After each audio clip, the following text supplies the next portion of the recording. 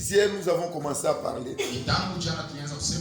Nous avons dit que les disciples devaient accomplir la parole de Dieu. Le Nouveau Testament, c'est l'accomplissement de l'Ancien Testament. Dans le Nouveau Testament, il y a 845 prophéties qui se sont accomplies de l'Ancien Testament.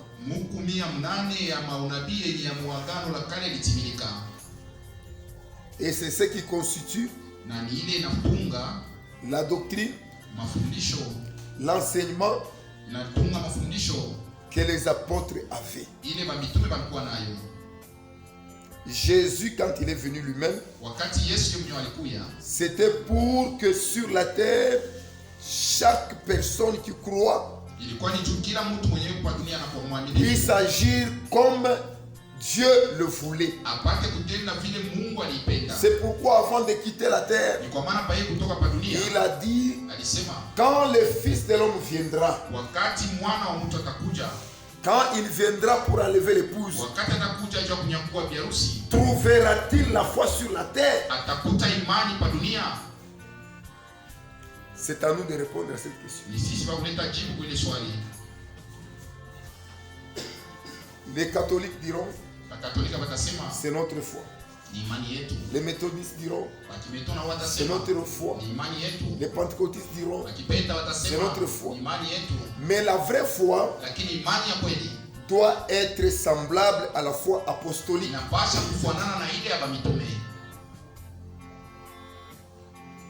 Quand Jésus est ressuscité des morts, le monde ne l'avait pas vu. Il est allé apparaître seulement chez les siens. Les apôtres, ce sont des personnes qu'il a choisies lui-même. Il a marché avec eux sur la terre. Et le jour où il est mort, il est ressuscité. Il est apparu à eux. Il leur a donné toutes les preuves de sa résurrection. Si tu poses la question à un apôtre qui était du temps de Jésus, tu lui dis Jésus n'était pas ressuscité, il va s'étonner sérieusement. Parce que lui, il a vu Jésus à sa résurrection. Il a marché avec eux pendant 40 jours, prouvant qu'il était ressuscité. Il a mangé avec eux, ce qu'un esprit ne peut pas faire. Et le jour où il devait être enlevé, il était encore avec eux. Et l'ont vu monter au ciel. Il y avait 2 anges qui sont apparus. Qu'est-ce que vous regardez? C'est Jésus que vous voyez monter. Il reviendra de la même manière. Maintenant Jésus a posé la question. Quand le Fils de l'homme viendra, trouvera-t-il la foi sur la terre? Il s'agit de la foi qu'il avait vu monter au ciel. La même foi doit le voir quand il va revenir. Parce que quand il reviendra, il n'ira pas chez n'importe qui. Il ira chez les sauvés qui attendent pour leur salut. C'est ce que nous avons lu avec vous dans Hébreu. Hébreu chapitre 9. Le verset 28.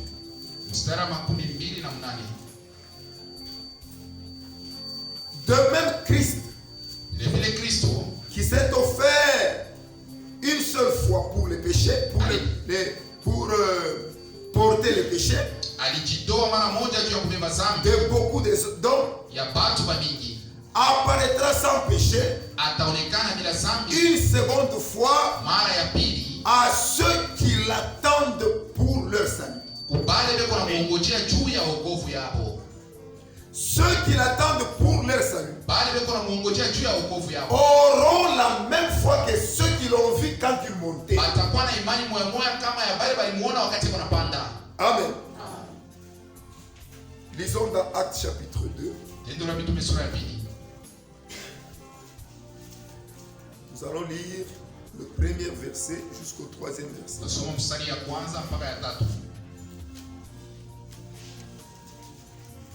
Ceci est très important. Ils étaient tous ensemble dans le même lieu. Tout à coup vint du ciel un bruit comme celui d'un vent impétueux. Et il remplit toute la maison où ils étaient assis. Des langues semblables à des langues de feu leur apparurent sur chacun d'eux. Amen. Doit nous amener à l'expérience de la Pentecôte. Chacun de ceux qui attendent Jésus-Christ doit être rempli du Saint-Esprit. Mais avant cela, nous devons tous suivre les enseignements des apôtres, marcher dans la voie des apôtres pour avoir la même foi que les apôtres. La foi, c'est l'obéissance à la parole de Dieu. L'obéissance totale à la parole donne le Saint-Esprit automatiquement. Si toi tu es encore sur les œuvres de la chair, tu es celui à qui on doit dire laisse de fumer, laisse de voler, laisse de commettre adultère, laisse de porter les mini-jupes, tu es encore en retard. Aujourd'hui, tu devais combattre pour avoir toute la foi. Dans Actes chapitre 1, le verset 2 à 3. Lisons les versets, les versets 2 à 3.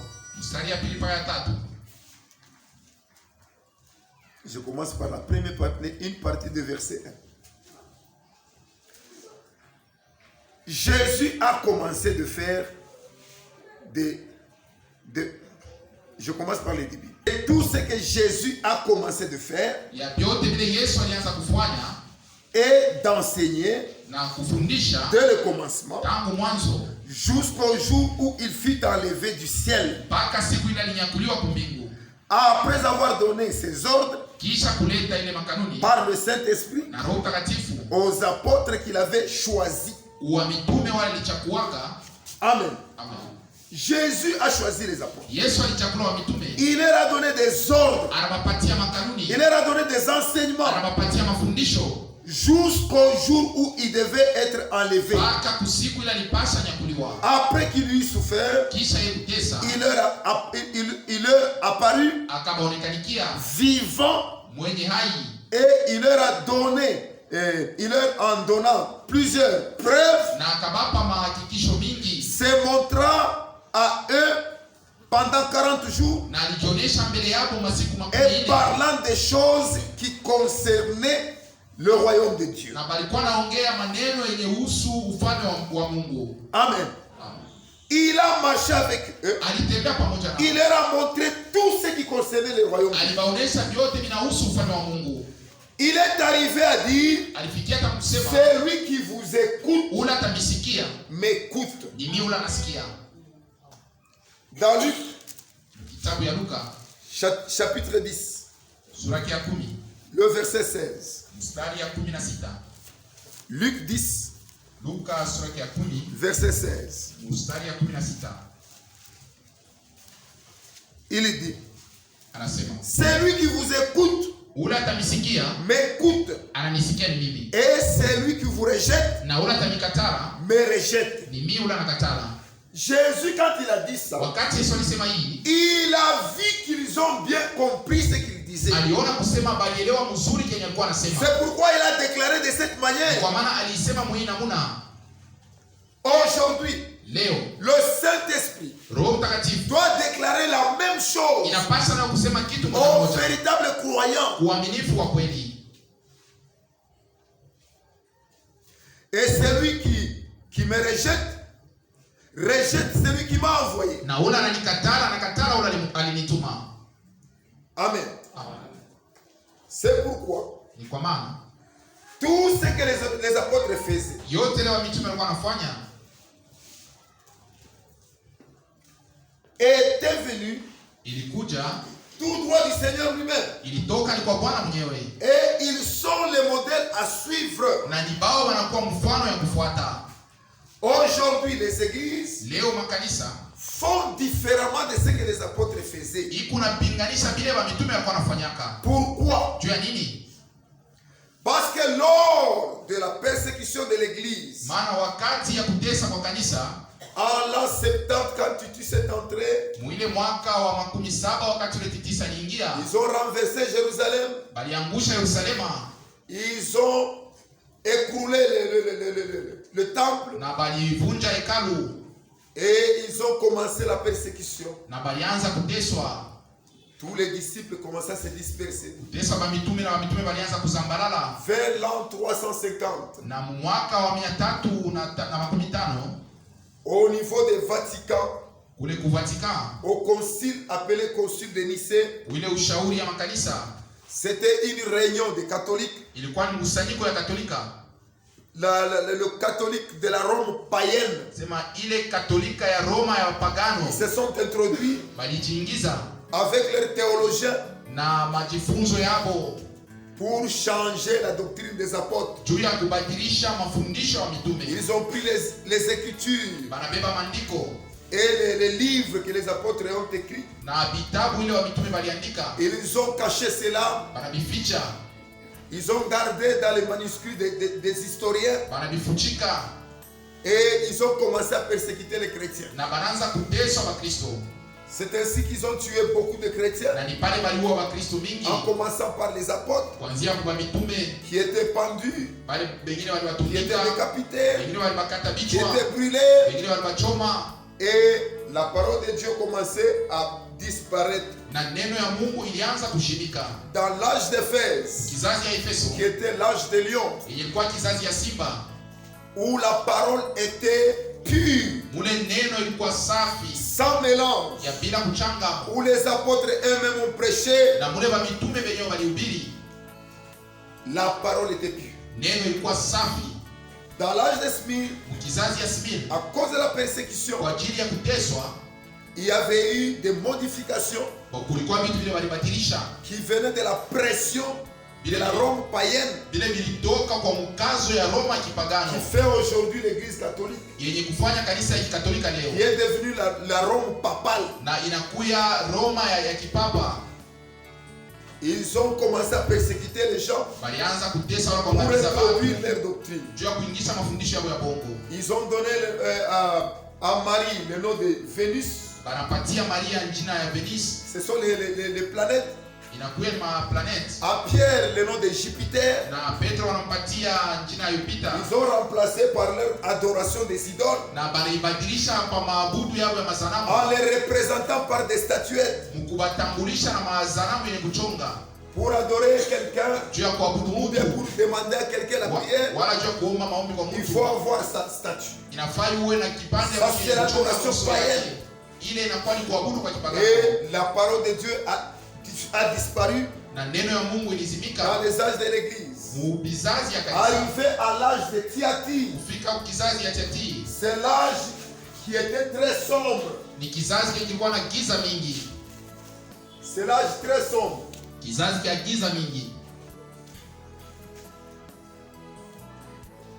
Ici c'est l'âge d'Éphèse, où il y avait une grande lumière. L'âge de Smyrne, la lumière commençait à diminuer. L'âge de Pergame, la lumière commençait à diminuer. À l'âge de Thyatire, Il y avait presque les ténèbres. Ni giza pa giza tu. Presque les ténèbres. Karibu giza pa giza. C'est ici on a tué beaucoup de chrétiens. Na hapa ndio waliua Wakristo mingi. On a tué beaucoup de chrétiens. Waliua Wakristo. En leur imposant leur doctrine. Mkubakaza bafuate mafundisho ya bongo. En leur imposant les prières. Eko na bakaza bafuate maombi. Le spiritisme. Ya kichawi. Maintenant, quand on est arrivé à l'âge de Sardes, wakati tulifika mkizazi ya Sardes, Dieu a suscité Martin Luther. Mungu alinua Martin Luther. La parole a commencé à retourner. Neno inaanza kurudia.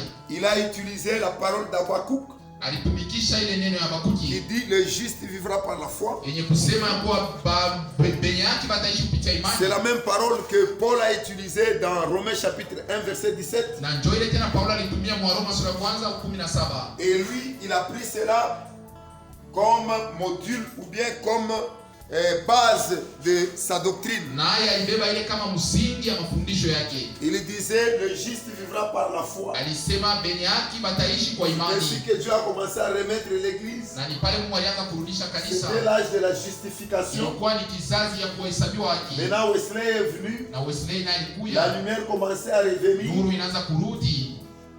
Il a prêché la sanctification. Alihubiri utakaso na kujitenga.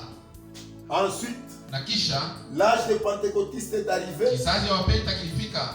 On a restauré les dons. Balirekebisha mazawadi. La restauration des dons est venue avec l'onction du Saint-Esprit. Urekebisha mazawadi ulikuwa na upako wa Roho Mtakatifu mkanisa. Et on est arrivé à l'âge où on commençait à restaurer la parole. Na tulifika mkizazi kule neno ilianza kurekebishwa. Il y avait beaucoup de réformateurs ici. Kulikuya ba kurekebisha bamingi. Pentecôtistes. Akipenda. Et on appelait ça l'âge de la porte ouverte. Na ilitiwa kizazi ya mlango wazi. C'est-à-dire l'âge de l'évangélisation. Ni kusema kizazi ya kupasha injili. Et on a prêché ici. Na Mungu alihubiri jusqu'à ce que la parole est venue. Paka pale neno yote lirudi. Ici au début. Huku kumwanzo. Dans l'âge d'Éphèse. Kizazi ya Efeso. Il y avait un prophète. Ulikuwa nabii. Partout ici, na hivi vizazi vyote vinafuata, ce sont des réformateurs. Ni batu tu pa kurekebisha wala kurudisha. Maintenant à la fin ici, na kumwisho, Dieu a envoyé encore un prophète. Mungu alituma tena nabii. Ici, c'était la pleine parole de Dieu. Na kumwanzo wala mkizazi ya Efeso ilikuwa ni neno tele ya Mungu. Ici, kumwisho tena, c'est le rétablissement ni kurekebisha wala kuanzululamo toute la parole de Dieu. Kwa neno yote ya Mungu. Cette parole de Dieu ici, hii neno ya Mungu était appelée doctrine des apôtres. Ilikuwa naitiwa mafundisho ya mitume. Et c'est celle qui est venue être restaurée ici. Na njoo ile ilirekebishwa mkizazi ya mwisho. Amen. Est-ce que vous avez compris? Amen. Dans cet âge où nous vivons aujourd'hui, Dieu a restauré la parole complète. C'est pourquoi ici dans les âges de l'église, il y avait certaines choses qui étaient abandonnées dans la parole. Tout ce qui était abandonné, qui était écrit dans la Bible, c'est ce que l'esprit d'Élie est venu révéler dans ce temps de la fin. Pas tout ce qui n'était pas dans la Bible. Tout ce qui était dans la Bible, qui était pratiqué par les apôtres, mais qui était abandonné dans les âges. Il n'y avait pas le mystère des tonnerres dans la Bible. Il n'y avait pas ça.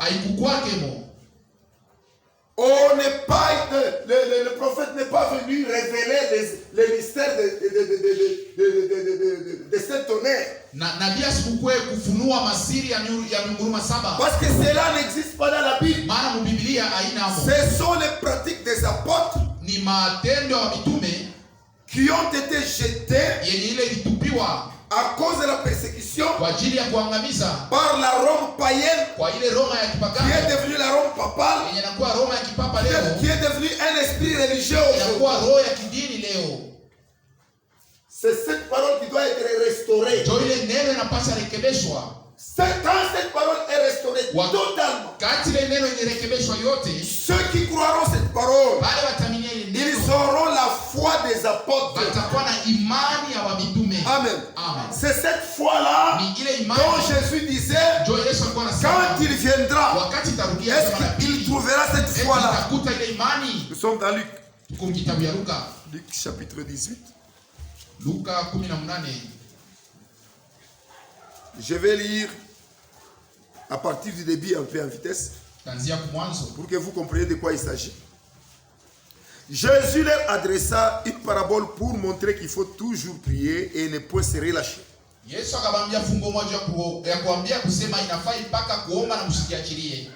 Il dit, il y avait dans une ville un juge qui ne craignait point Dieu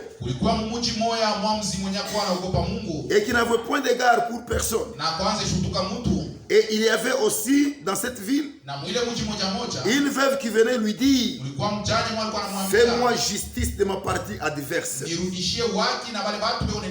Pendant longtemps il refusa, mais ensuite il dit en lui-même, quoique je ne crains point Dieu et que je n'ai d'égard pour personne, néanmoins, parce que cette veuve m'importune, je lui ferai justice afin qu'elle ne vienne pas sans cesse me casser la tête.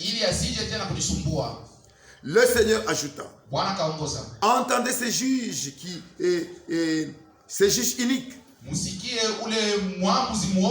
et Dieu ne fera-t-il pas justice à ses élus qui crient à lui jour et nuit? Et tardera-t-il à leur égard? Vous avez donné de bonnes choses à vos enfants. À combien plus forte raison le Père Céleste donnera-t-il le Saint-Esprit à ceux qui le lui demandent? Si vous êtes élus de Dieu, demandez le Saint-Esprit sans distraction.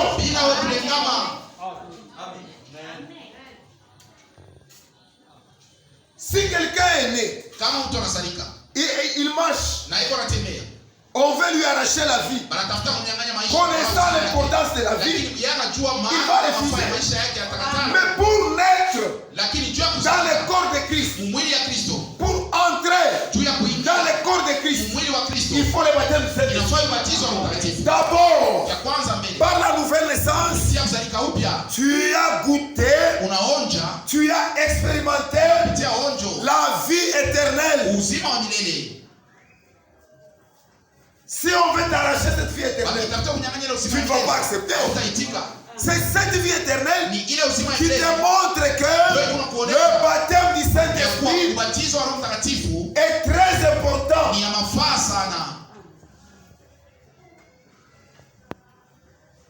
Un garçon qui atteint la maturité doit quand même avoir besoin d'être marié. Nous sommes mariés à Jésus-Christ. Une fille qui a l'âge de 17 ans, quand il voit le mariage, il aspire déjà au mariage. Si tu aspires au mariage de Jésus-Christ, la condition, c'est le baptême du Saint-Esprit. Si tu n'as pas le Saint-Esprit, tu ne seras pas membre du corps de Christ. Même si tu suis la doctrine des apôtres, tu n'iras pas avec les apôtres. Tu ne seras pas ensemble avec les apôtres. Tu ne vivras pas avec eux. Amen. C'est pourquoi nous devons faire l'effort. Les réformateurs ont commencé à retourner la parole. La parole a commencé à retourner. Mais Paul nous avait prévenu bien avant. L'enseignement catholique, c'est la théologie.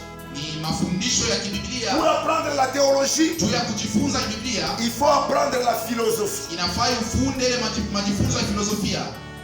La philosophie, c'est la mode de vie humaine. On vous montre comment l'homme vit, comment l'homme réfléchit, et ensuite la théologie.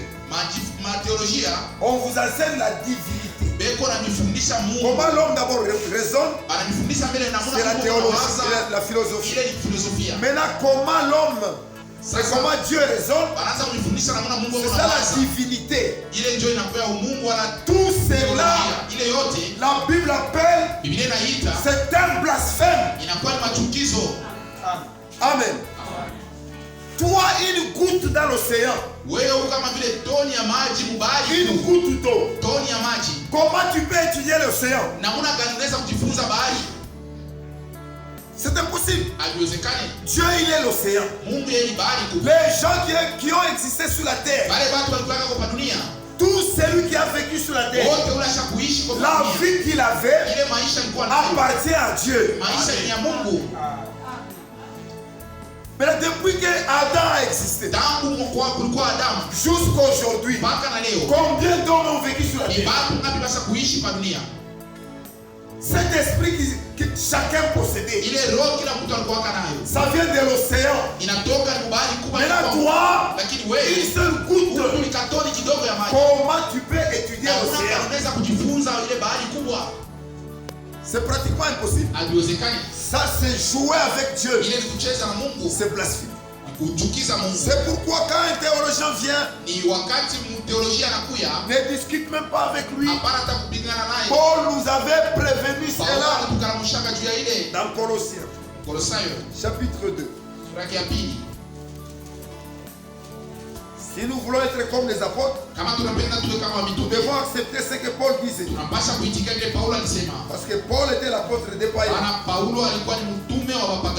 Colossiens chapitre 2. Le verset 8. Prenez garde que personne ne fasse de vous sa proie par la philosophie ou par une vaine tromperie, s'appuyant sur la tradition des hommes,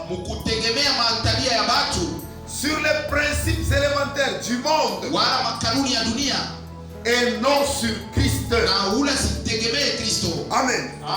Quand quelqu'un vient avec la théologie, même s'il a la Bible, il ne s'appuie pas sur Christ. Toi, tu es chrétien. Tu ne crois que ce que Christ te demande. Tiens-toi loin de cet homme-là. Amen. Cela est arrivé jusqu'au niveau où ils ont changé le baptême. Le vrai baptême se faisait par l'immersion. Et cela avait un sens. Ils se sont retrouvés au concile de Nicée. Ils ont dit, par exemple, un gouverneur, quand il croit, ou un président, quand il croit, il est en veste, parfumé. On ne peut pas aller le plonger dans l'eau. Là où il y a de la boue, c'est ça. Il faut quand même prendre de l'eau comme symbole. Comme symbole du baptême. On aspecte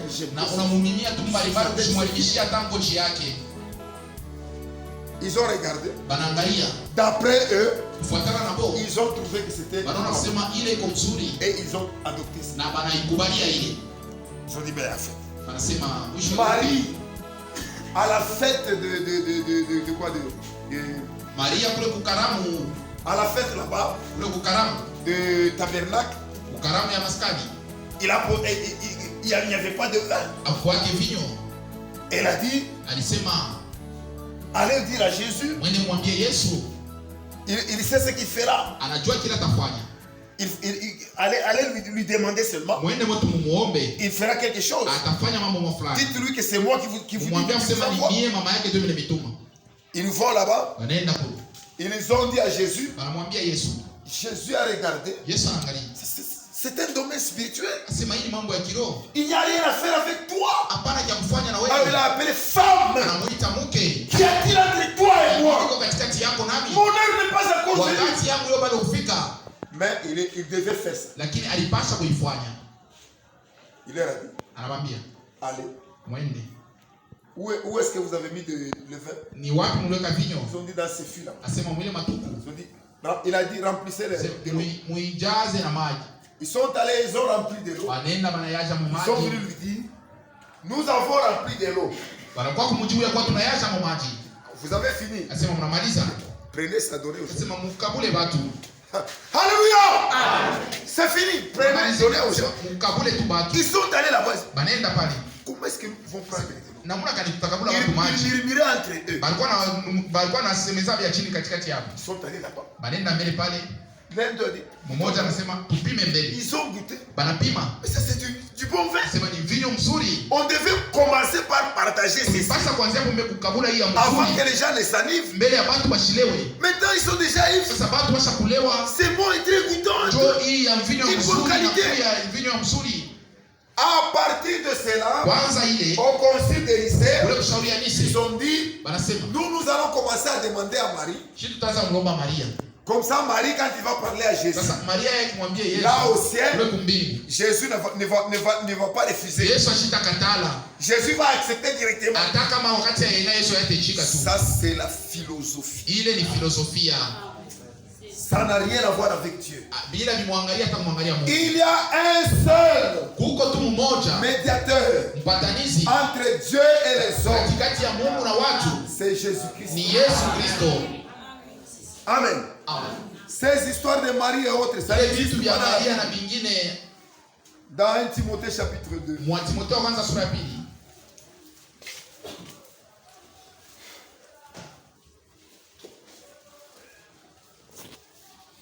Le verset 5. Mstari wa 5. Car il y a un seul Dieu. Kwani kuko Mungu ni moja. Et aussi un seul médiateur entre Dieu et les hommes, Jésus-Christ homme. Amen. C'est comme ça que nous croyons. Quand vous demandez, ne demandez pas à quelqu'un d'autre ou un mort. N'invoquez pas un mort. Jésus n'est pas mort. Jésus est vivant. C'est ce que nous avons lu ici. Dans Actes chapitre 1. Nous avons lu ça ici. Je lis ça encore. Suivez très bien. Jésus, s'il a donné sa vie, c'est pour que nous puissions vivre. Il est le même hier, aujourd'hui et éternellement. La mort que Jésus a subie, ce n'était pas sa mort. C'est ta mort, c'est ma mort. Parce que le salaire du péché, c'est ça la mort. Jésus n'a jamais commis le péché. Comment il peut mourir? Ce sont nos péchés qu'il a mis en lui. Quand il a mis nos péchés en lui, il est devenu tout péché. Pas pécheur. Il est devenu tout péché. Parce que ce ne sont pas ses péchés à lui. Ce sont nos péchés à nous qui l'ont tué à la croix. Et quand il était vivant, il disait, détruisez ses corps. Dans 3 jours, je les reprendrai. Amen. Ici nous avons lu. Théophile. J'ai parlé dans mon premier livre de tout ce que Jésus a commencé à faire et d'enseigner dès le commencement jusqu'au jour où il fut enlevé au ciel après avoir donné des ordres par le Saint-Esprit aux apôtres qu'il avait choisis. après qu'il eut souffert, kisha yeye kuteswa, il leur apparut vivant. alibaonekanikia mzima. Amen. Amen. Il leur apparut vivant. alibaonekanikia mzima. Ce n'était pas un revenant. Haikuwa mufu na lirudia. Il était vivant. Alikuwa mzima. C'est pourquoi nous l'invoquons. Ni kwa maana C'est tunamuita. pourquoi il est le seul Kwa vivant. maana ni yeye mwenye hai tu mmoja. Médiateur Mpatanizi entre Dieu et les kati hommes. ya Mungu na watu. Nous n'invoquons pas les morts. Hatuitaki wala Nous hatuitaki mapepo chafu n'invoquerons jamais les morts. na kama tutaitaka bafu. Dans Ésaïe chapitre 8, Isaya sura ya 8, le verset 9, mstari ya 9, le verset 19. mstari ya 19. 8, verset 19. Isaya sura ya 8 mstari ya 19. Écoutez. Sikieni. Si l'on vous dit, Kama wananiambia consultez ceux qui invoquent les morts twende tukaonane na bale banalamushaka bafu et ceux qui prédisent l'avenir, na bale banasemaka mambo ile tafika kesho, qui poussent des soufflements bale beko na puliza et des soupirs, na kugua. ils font comme ça. Ils font comme ça. Qui font comme ça? Ni bale banafanya vya vile. Est-ce que avez-vous déjà vu quelqu'un qui fait ça? Eti mshakoona mtu kufanya vile Avec un truc comme ça, iko na kichaka laka, il fait. iko na kichaka laka, iko na pika iko na pika. Avez-vous déjà vu ça? Mshakoona ile Ah. C'est ça, pousser des soufflements. jo ile inakuwa kuchemua bimulile na muna. Il pousse des soufflements Iko na chemua et des soupirs. iko na chemua. Si on vous dit d'aller les consulter, Kama banasema mwende mkabaru Répondez. nani nabo mjibu. un peuple ne consultera-t-il pas son Dieu? Eti watu hawataita Mungu wao. S'adressera-t-il aux morts en faveur des vivants? Watenda kuuliza bafu juu ya wale wako basima. Alléluia. S'adressera-t-il aux morts Watenda kuuliza bafu en faveur des juu vivants? ya wale wako basima.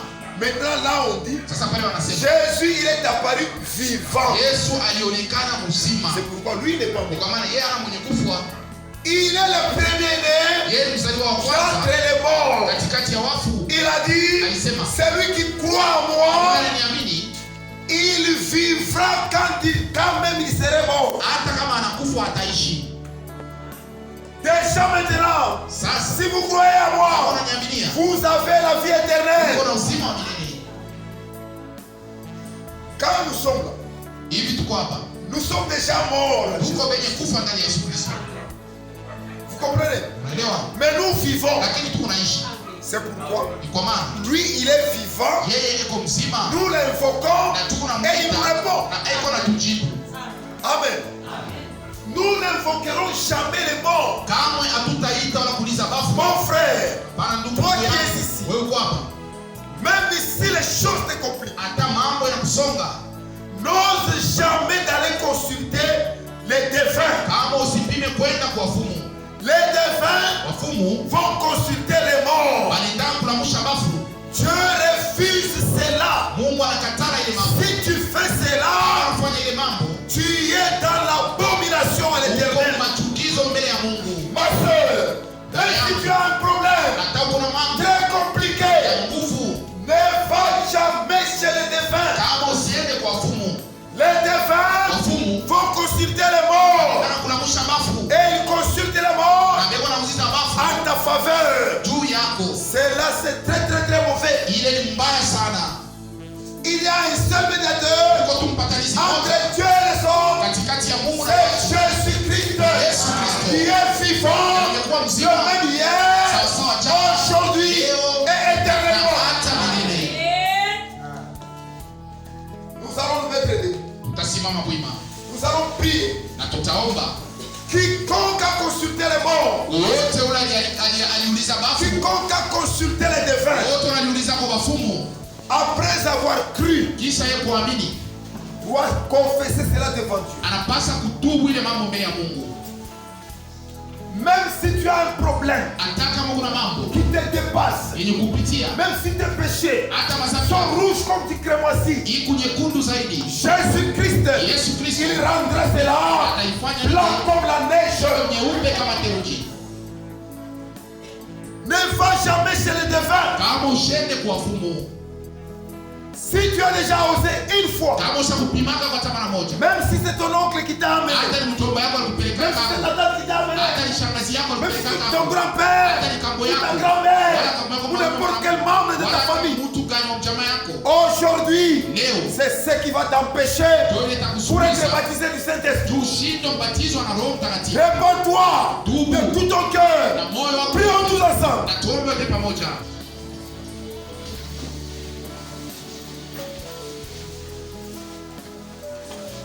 Ils ont changé le baptême Walibadilisha ubatizo par immersion ile ya kutumbukiza mtu en baptême par aspersion. wao wanaanza kumimia mtu mai.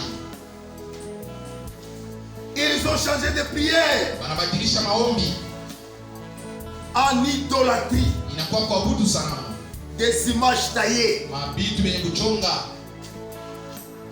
Ils ont changé Wanabadilisha la prière maombi pour invoquer le véritable Dieu. ya kuita na Mungu wa kweli.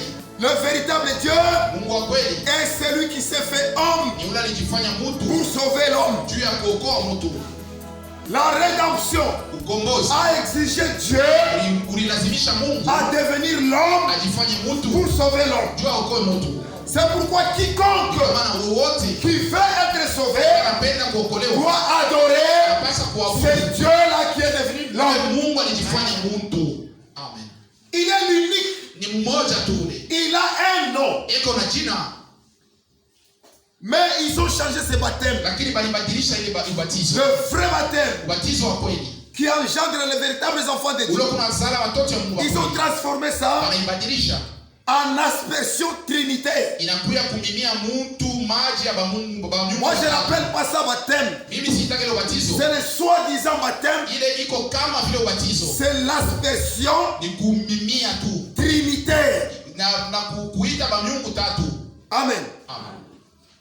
Dieu a beaucoup de fonctions. Mungu ana makazi mingi. Il est le même Dieu. Ni Mungu moya. Mais il a beaucoup de fonctions. Lakini iko na makazi mingi. C'est pourquoi dans ces laps de temps qui restent, Ni kwa maana mwiwa wakati kidogo ni nous allons parler un peu sur le baptême pour que vous sautiez avec une idée. tasema ko juu ya ubatizo juu mtoke kuna ile mawazo yenu.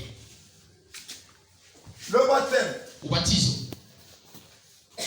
c'est un mystère. isiri.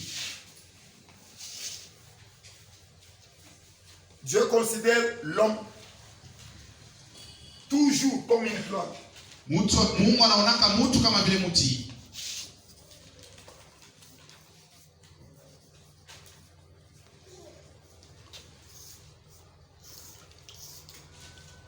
Dans l'Ancien Testament, il y avait toujours les figures du baptême.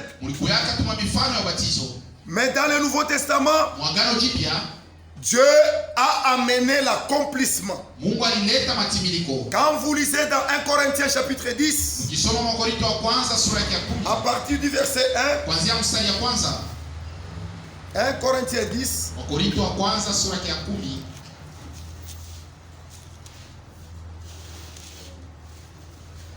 frères, je ne veux pas que vous ignorez que nos pères ont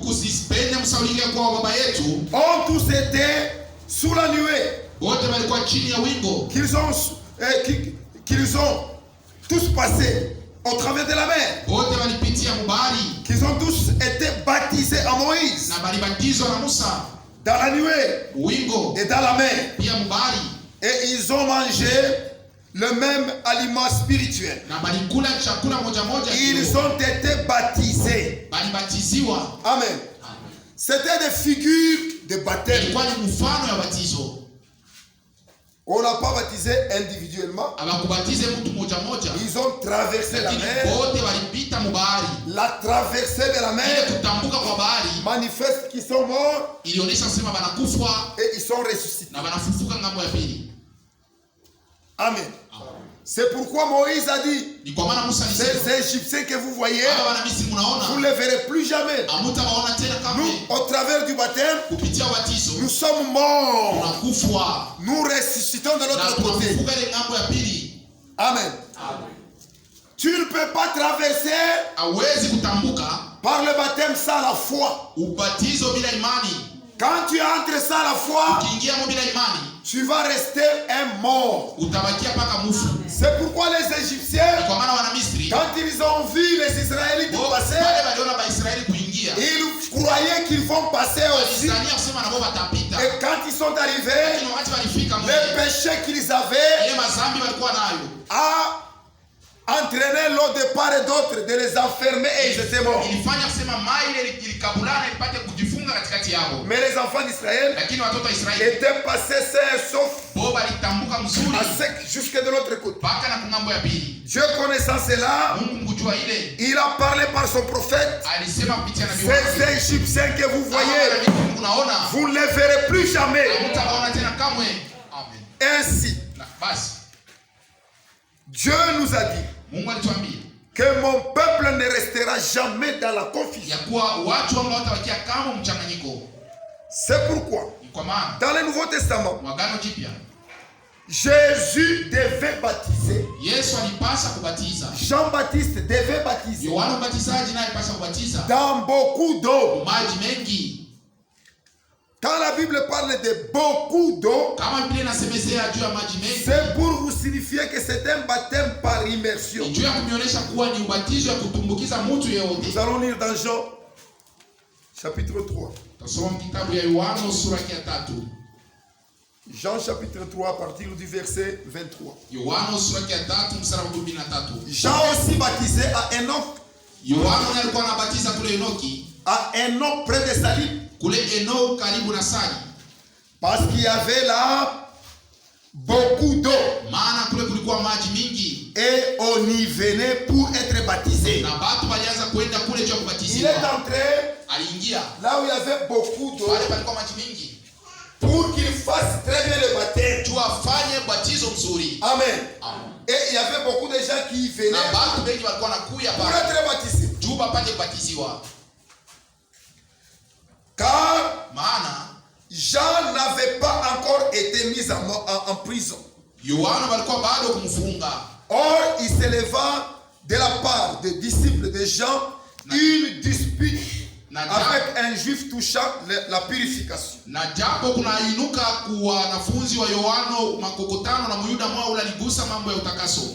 Ils vinrent trouver Jean et lui dire, Rabbi, c'est lui qui était avec toi au-delà du Jourdain et à qui tu as rendu témoignage. Voici, il baptise et tous vont à lui. Amen. Jésus aussi baptisé. Quel était l'enseignement du baptême? C'est ce qui est très important. Qu'est-ce qui était comme enseignement? Qu'est-ce que Jean-Baptiste enseignait? Jean-Baptiste, il montrait que l'homme est comme l'arbre. Avant que l'arbre puisse être là, il faut qu'il y ait la semence. Cette semence doit s'enfuir en terre, doit être enterrée et pourrir pour donner la plante. Cette plante-là, c'est ça l'homme. L'homme doit porter les fruits. Les fruits, ce sont les actes. Amen. Les actes que vous portez là, c'est ce qu'on appelle le fruit. Maintenant Jean, quand il a vu les pharisiens venir à son baptême, il a dit, vous race de vipères, qui vous a appris à fuir la colère. Déjà la colère est mise à la racine de l'arbre. Tout arbre qui ne produira pas le fruit digne de la repentance sera coupé et jeté au feu. Si tu es baptisé, tes actes doivent être le fruit digne de la repentance. C'était ça la base de baptême. C'était ça la base de baptême de Jean. Matthieu chapitre 3. Matthieu 3. Nous lisons au verset 7. Mais voyant venir à son baptême beaucoup de pharisiens et des sadducéens, il leur dit, race de vipères, qui vous a appris à fuir la colère,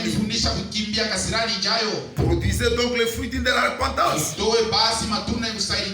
et ne prétendez pas dire en vous-même, nous avons Abraham pour père, car je vous déclare que c'est Pierre. Dieu peut susciter des enfants. Déjà la cognée est mise à la racine. Tout arbre qui ne produit pas le fruit digne de la repentance sera coupé et jeté au feu. Moi je vous baptise d'eau pour vous amener à la repentance. Mais celui qui vient après moi est plus puissant que moi. Et je ne suis pas digne de porter ses souliers. Lui, il vous baptisera du Saint-Esprit. Le but du baptême d'eau, c'est le baptême du Saint-Esprit. Si tu es baptisé d'eau, tu dois être baptisé du Saint-Esprit. Dans les conciles de Nicée, ils se sont embrouillés à cette écriture. Cette écriture de Matthieu chapitre 28. C'est ça la coupe que le monde entier a été enivré avec. Si tu veux comprendre ceci, par ta compréhension, c'est une goutte dans l'océan. Matthieu 28, verset 19. Allez, faites de toutes les nations les baptisants au nom. Regardez bien. Au nom. Ceci est au singulier. Au nom. Ce nom-là, c'est le nom du Père, Fils et Saint-Esprit. C'est un seul nom qui appartient au Père, au Fils et au Saint-Esprit. Le même nom. Amen. Maintenant, suivez très bien.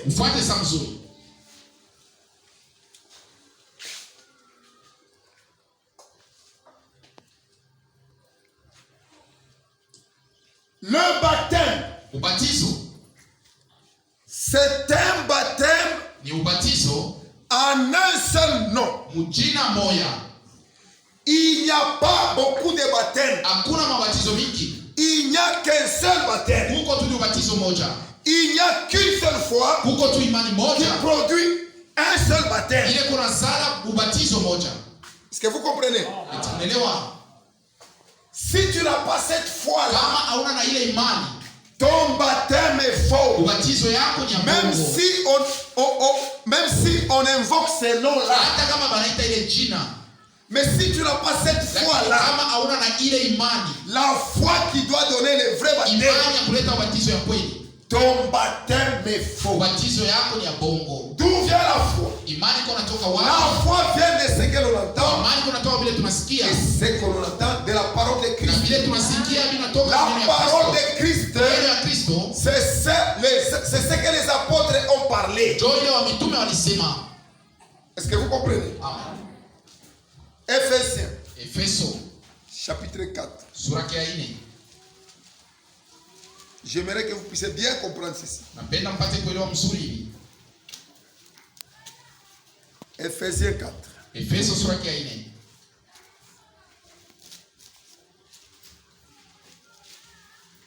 Le verset 5.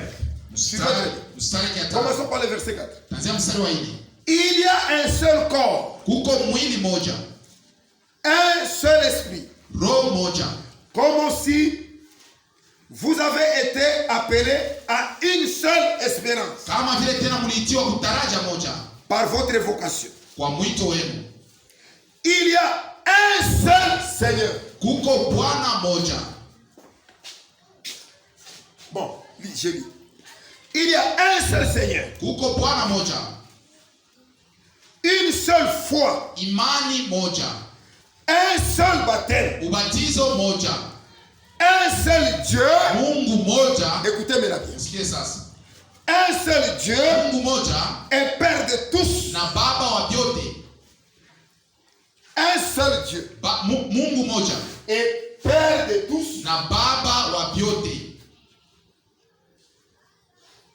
Qui est au-dessus de tous. Eko yulu ya vyote. Au-dessus. Yulu. De tous.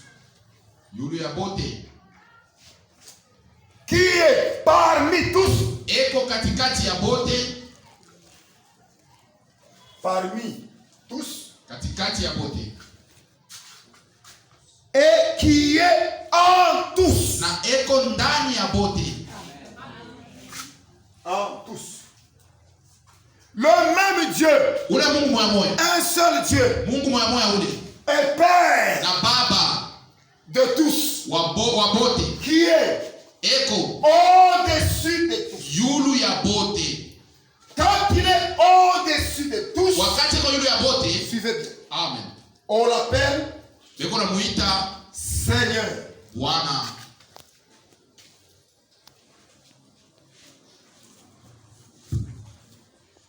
Maintenant, il est parmi tous. Eko katikati ya bote.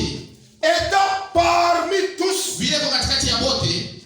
On l'appelle Emmanuel. Beko na muita Emmanueli. Qui signifie maana yayo Dieu parmi nous. Mungu katikati ya watu. Et Emmanuel, na Emmanueli c'est Jésus. Ni Yesu. Amen. Est-ce que vous comprenez? Amen. Ensuite, na kisha il est en tous. Eko ndani ya bote. Quand il est en tous, wakati eko ndani ya bote, on l'appelle Saint-Esprit. tunamuita Roho Mtakatifu. N'est-ce pas ça? Ndio vile. Amen. Saint-Esprit. Roho Mtakatifu. C'est alors qu'il est en tous. Ni wakati eko ndani ya bote. Saint-Esprit, Roho Mtakatifu c'est loin de Dieu. ni mpakaliwa wa Mungu. Loin de Dieu, Mpakaliwa wa Mungu c'est Christ. ni Kristo. Est-ce que vous comprenez ça? Amen. Loin de Dieu, Mpakaliwa wa Mungu c'est Christ. ni Kristo.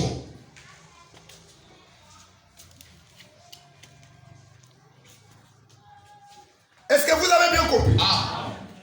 C'est-à-dire, kusema au nom, mujina au singulier, ya upekee c'est le nom ni jina d'un seul Dieu, ya Mungu moya. un seul Dieu, Mungu moya